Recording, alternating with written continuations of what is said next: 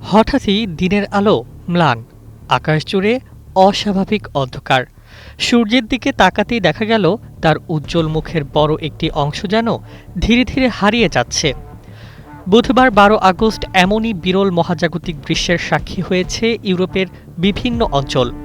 চাঁদ সূর্যের সামনে চলে এসে ঢেকে দেয় সূর্যের আলো, তৈরি হয় বছরের সবচেয়ে আলোচিত সূর্যগ্রহণ। এবারের গ্রহণ ছিল পূর্ণ সূর্যগ্রহণ, তবে পুরোপুরি অন্ধকার দেখার সুযোগ পেয়েছেন নির্দিষ্ট সরু অঞ্চলের মানুষ। গ্রহণের পূর্ণতার পথ অতিক্রম করেছে গ্রিনল্যান্ড, আইসল্যান্ড ও উত্তর স্পেনের উপর দিয়ে। বিশেষ করে আইসল্যান্ড ও স্পেনে হাজার হাজার মানুষ খোলা আকাশের নিচে জড়ো হয়ে অপেক্ষা করেন কয়েক মিনিটের সেই বিরল মুহূর্তের জন্য। সবচেয়ে নাটকীয় দৃশ্য দেখা যায় পূর্ণতার পথে।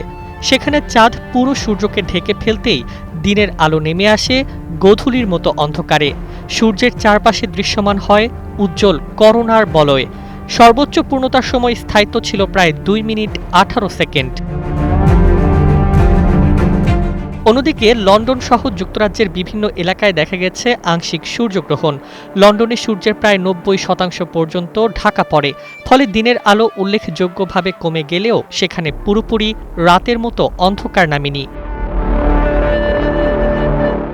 এই মহাজাগতিক দৃশ্য দেখতে ইউরোপের বিভিন্ন প্রান্তে মানুষের ঢল নামে। সামাজিক যোগাযোগ মাধ্যমেও ছড়িয়ে পড়ে গ্রহণের অসাধারণ সব ছবি ও video.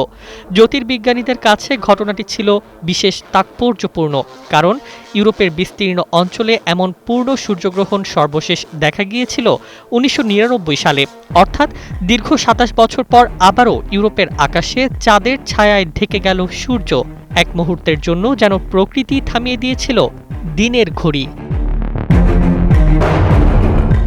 Desk report, Bangladesh bulletin.